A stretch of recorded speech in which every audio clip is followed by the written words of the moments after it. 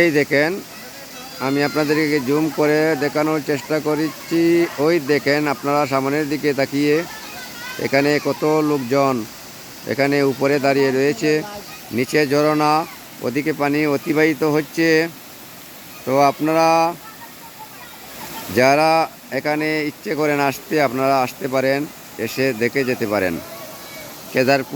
কেদারপুর চা বাগানের যে সুইচ গেট, এই যে সুইচ গেট, এটা হলো চা বাগানের মেন সুইচ গেট। আর এই সুইচ গেটের নিচেই হয়েছে এই ঝর্ণাটি। এই যে দেখতে পাচ্ছেন ঝর্ণা, দেখেন কত সুন্দর পানি অতিবাহিত হচ্ছে এই ঝর্ণা দিয়ে, দেখেন।